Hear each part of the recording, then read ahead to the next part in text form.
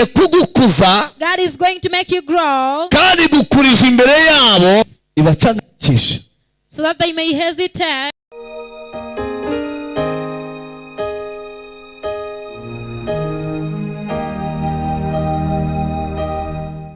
kuva ibice bibiri umurongo wa 10 Exodus chapter 2 verses 10. bavuga ngo umwana arakura amushyira umukobwa wa Farawo ahinduka umwana we amwita Mose ati ni uko namukuye mu mazi. Hallelujah. Hallelujah.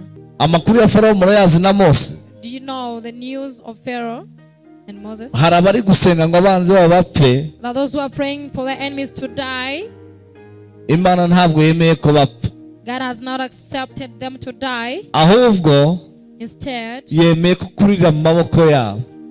He has accepted you to grow up in Abo twahaye Yesu cyubahiro. Give glory to Jesus. Abanzi bawe mu kazi ntibazavamo. Your enemies won't get out of your work. Wihangane. Be patient. Uzababona na promotion kandi bakirimo. But you will be promoted yet they are still there. Ukuroga ntabwo ari bupfe arabaho. The sorcerer who is bewitching you won't die, he will live. He will do what? Kugira ngo so that kubona urama wongere urame mu izina rya Yesu. You should grow old, you grow, live longer. Imana yemeye ko ukurira mu maboko y'abanzi ba. God has accepted that you grow up in the hands of your enemies. Imana ifite gahunda gukuza. For God has a plan of making you grow. Imana igiye kugukuza. God is going to make you grow. Kandi gukurije imbere yabo. And He has made you grow before ngo them. kugira ngo bamenye ko amaboko yabo adafite imbaraga kuruta y'Uwiteka. So that they should know that their hands are powerless before God. Imana irabyemeye. God has accepted.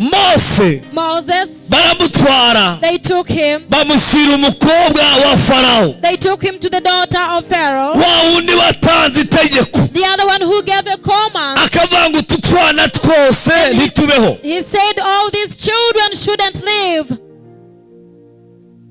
Imana iramureka. And God left him. Imana igireka abantu bakavuga. God leaves people to say. Kuko ari ifite ijambo rya nyuma kuri buri kintu cyose. For He has the last word upon everything. Imana igucishije mu maboko y'abanzi bawe. God has made you pass through the hands of your enemies. Ugiye kubazamukana mu buryo nabo batazi. Babandi bari baragufashe. The other ones who had held you. Bakuzingira ahantu hamwe. And they bound you in one place. Bakavanga uzagume hariya hantu. And they said you should remain there. Bagiye gusanga baguteruye bagutware bagushyira ahantu ku mugambi w'Imana utaruzi. They will find themselves carrying you, taking you to where the plan of God is. Ikigeragezo cyawe. Your trial. Mu kimwaro cyawe. Or in your shame. Imana ivanyemo igitangaza cyawe. God has burst out a miracle. Mu bitutsi by'abanzi bawe. The reproaches of your enemies. Imana ivanyemo ihinduye iminwa yabo mu izina rya Yesu. God has changed their mouth in Jesus' name. Imana irategetse. God has commanded. Kugira ngo akanwa kakuvumye. So that the mouth that cursed you. Kajye kukuvuganira ahantu mu izina rya Yesu. Should go and speak on your behalf somewhere in Jesus' name. Ariko wahaye Yesu cyubahiro. Give glory to Jesus. Labini yakoside bo omini yakotaya ale. Mini yodabowa aline bolini sidebo. Mbonye inyandiko imbere yanjye. I've seen a writing before me. Yanditseho ngo. That is written that. Imana igiye gukora ikiremeza. That God is going to do something that will bless them. Imana ikuvanyemo. God has picked out of ikikwica. Something that kills you. Igusizemo ubuhamya. And it has left in you a testimony. Imana ikuvanyemo ikikurangiza. God has removed in you something that finishes you. Igusizemo. And He has put in you ikigushyiraho mu izina rya Yesu. that puts you in Jesus' name. Ariko watayemo haleluya. Kugira ngo. So that. Umenye ko. You should know kubaho kw'inkoko that the living of a hand atari impuhwe z'agace. is not for the sympathy of the kubaho kw'inkoko The living of a hand umugambi w'Imana. It's the plan of God. Kubaho kwawe Your living bakijijwe, It's not because sorcerers got si saved. uko abapfumu bahagaze gukora, It's not because sorcerers all stopped working. ni uko Imana igufiteho umugambi Because God has a plan about you wo kuzayobora Abisirayeli. of leading the Israelites. Uzayobora Abisirayeli. You will lead the Israelites. Mose we ntabwo uzapfa, You Moses, you won't die. nubwo hari amatangazo yabitanzwe. Though there are some announcements that have been made, Imana irayahinduye, God has changed them. iravuze ngo Mose, He has said, Moses, hari icyo navuganye nawe, there is something I spoke to you. hari umugambi mufiteho. There is a plan I have about you. Mose we, You Moses, hautakufa, you won't die. utaishi. You will live. Mose we, Moses, ntabwo uzananirwa. you will not fail. Mose we, Moses, Imana yateguye inzira, plan for a way. Imana yakuremeye akato, Has created you a mu basket. nyanja uri gucamo, The water your mu basket. bigeragezo byawe. The trials your Mose basket. we, You Moses, Imana iguhaye ubutsinzi. God has given you victory. Ariko ndimo ndumva Imana we, Feeling God, hallelujah. Imana ihakaniye God has challenged abavuze ko ugomba gupfa. those who said you're supposed to die. Iravuze ngo uzarama He has said you will live kugira ngo longer. utangaze imirimo So that n'ibitangaza. you can declare the miracles and wonders. Imana ihakaniye God has challenged abavuze ko urubyaro rwawe rutazabaho. those who said your offsprings won't live. Imana yahakanye urupfu rwa Mose. God has said no to the death of Moses. Imana yahakanye urupfu rwa Mose. God has said no to the death of Moses. Dusubire inyuma gato, ngo nyina ngo amuremera akato, amushyiramo, That the mother created him a basket and poured him into the basket. amujugunya mu mazi. He threw him into the water. Nimwe yavuze ngo bizaba uko byakabaye, yapfa yabaho, Imana niyo ibizi, ngo akajugunya mu mazi. It's like she said, let him live. Whether he lives or not, I don't know. God knows. Umugambi w'Imana ukuriho, The plan of God about you. nubwo haba mu mazi menshi, So it is in much water. nubwo haba mu nyanja ikomeye, It is in much water or the sea. nubwo abarozi bose bahaguruka bo ku isi, No sorcerers on earth can arise. nubwo ibyobo byategwa buri nzira yose uciyemo, God, the traps can be put everywhere you pass through. nubwo bategura ko ugiye kurangira. God, they may plan that you're going to be finished. Ndimo ndabona umugambi Imana igufiteho, I look at the plan God has about you. atari umugambi uhagarikwa n'umuntu, It is not a plan that can be stopped by a ni human being. umugambi udahagarikwa It n'umuntu. is a plan that can be stopped by a person. Umugambi w'Imana The plan of God umeze nk'inzira gari ya Mose. is like a train.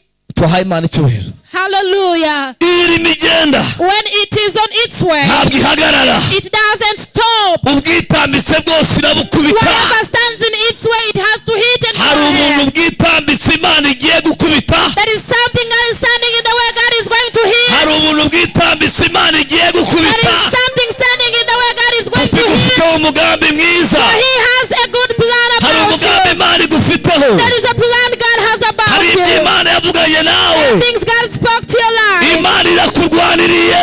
God has fought for you. Imana irakurwaniriye. God has fought for you. Hari umuntu Imana irwaniriye. Somebody God has fought Hari for. umuntu Imana ivuganiye. Someone God has spoken on behalf Rekeraho of him. kwivuganira. Stop there to speak on your Imana behalf. irakurwanirira. God has fought on your Imana behalf. iragutabara. God has to help you. Turi hano mu rusengero, We're here in the church. Imana ageze mu rugo iwanyu yatangiye gukora. And God has reached your home. He has started working. Imana yageze muri famiye yatangiye God gukora. has reached in the family and they started working. Imana yatangiye kubohora akazi kari kariborose. God has started pressing the job that Tony- broke itself. Ndimo ndayumva. I feel him doing it. Fata uwo muntu mu kiganza ubwire ngo akira. Hold your neighbor and tell him receive. Umva, nimba hari umuntu wumva ijwi ry'Imana, If there is someone who listens to the voice of God, Imana ivugiye hano hantu. God has spoken from here. Nimba hari umufite amatwi y'umwuka, If there is someone who has a spiritual ear, Imana ivuganye nawe. God has spoken to him. Nubwo mpagaze aha, Though I am standing here, umwuka wanjye uri mu ijuru, my spirit is in heaven. uri hamwe na Kristo. It is together with Christ. Imana irambwiye ngo God has told me that hautakufa, you won't die. utaishi, Live. ntabwo uzapfa, You will not die. uzarama. You will live. akazi kawe your job, nta muntu n'umwe uzakakwambura uhari. no one will take it away from you. Ntawe. No one. Ntawe. No one. Ntawe. No one. Ubundi buri muntu agira umutwaro. Everybody has his own burden. Kandi umutwaro we And his burden, niwe wenyine ushobora kuyikorera. he's the only one who is able to carry it. Ariko iyo wikoreye umutwaro utari uwawe, But if you're carrying a burden of others, ugera ahantu ukavunika, you reach somewhere and get tired ukawushyira hasi and you put it down kuko atari uwawe. because it's not yours. Hari abagiye gutura umutwaro, bagiye gutura imigisha yawe. There are those who are going to put down your blessings. Hari abagiye gutura imigisha yawe. They are going to carry down your Iri jambo blessings. ryakiriye abarozi basa abadayimoni Receive this word bakabangirwa. and the demons back. Imana yabyemeye. God has accepted. Nimba ari umuntu wicaye mu mwanya wawe w'akazi, If there is someone who is sitting in your position of work, agiye kumva ubuntu bumujomba. he's going to feel things piercing him. Haguruke Stand up. ugende winjire mu kazi mu izina rya Yesu. Walk in Jesus' name. Fata umuntu ubwire ngo Imana igiye kuhagurutsa abantu, ugende wicare. Your neighbor, God is going to make people stand up. You go and take the seat.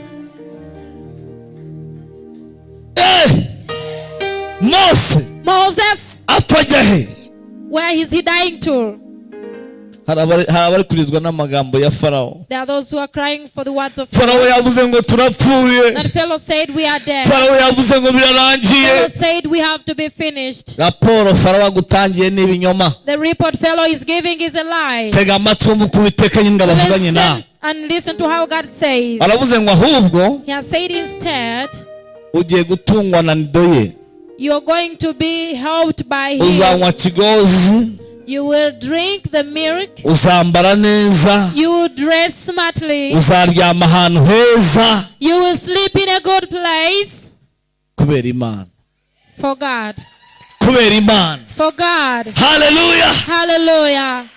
Iyo When igihe cy'Imana cyageze, the time of God has come, n'umuntu ukwifuriza ibibi someone who wishes you badly, yisanga arimo avuga ibyiza he byakubayeho. finds himself speaking of the goodness that has happened to Igihe you. cy'Imana cyageze, When God's time has come, n'ukuroga even someone who bewitches yisanga you, arimo avuga ibintu byiza, avuga ngo uriya muntu mumureke, Imana iramurwanirira, mumureke uriya muntu azavuga amateka yawe n'imirimo n'ibitangaza by'Imana yawe mu izina rya Yesu. you will speak of the goodness and the works and miracles of your God. Hari abantu bafite ubwoba bw'amagambo mabi bari kuvugwa. There are people who have fear of the sayings they are hearing. Imana igiye guhindura amagambo bavuga. God is going to change their sayings. Aho bageze bavuga ibibi kuri wowe, Where they speaking evil about you, bagiye kuvuga imirimo n'ibitangaza by'Uwiteka. works and miracles of God. Bagiye kuvuga They will say imbaraga zazuye Yesu. the power that was Jesus. Reka duhemo Yesu cyubahiro. Let's give glory to Jesus. Bagiye guhindura amagambo. They are going to change their work. Farawo yaje gufungura amaso, Mose yabaye ikigabo. Pharaoh came to open his eyes when Moses had become an old man. Imana igiye kuzubaza abanzi bawe, God is going to confuse your enemies ibacangakisha, so that they may hesitate. bamere batya ngo They should hesitate and bavanyirwe mu izina rya get Yesu, confused in Jesus' name. kugeza igihe Up to the time bari bukubone wabacitse. they will look at you when you have escaped. Hallelujah. Hallelujah. Imana icyubahiro. Let's give glory to Jesus. Yarangoza mu bugingo, nawe yaranyihaye. Nabonye umukozi mwiza, yarankoze ntamuzi,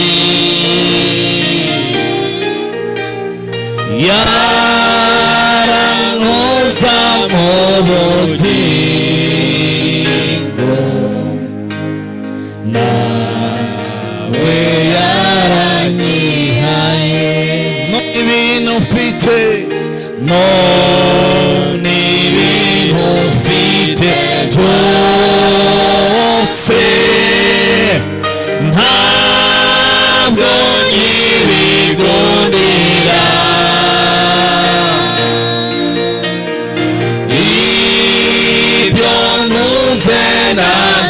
bwanjye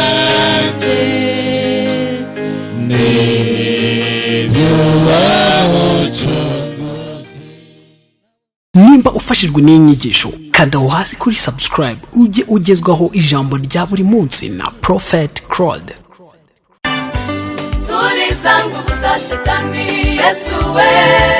Ukeneye kubohoka, ukeneye kubaho ubuzima bufite icyerekezo, ukeneye kumenya icyo Imana ikuvugaho. Ushobora kubana na Prophet Claude mu materaniro abera kuri Soul Healing Revival Church ku cyumweru guhera ku isaha y'isa 2:30 kugera isa 6, ku wa kabiri guhera ku isaha y'isa 2 kugera isa 11 z'umugoroba, ndetse no ku wa kane guhera ku isaha y'isa 9 z'umugoroba kugera isa 1:30. Ukeneye ibindi bisobanuro waduhamagara kuri 0788315211.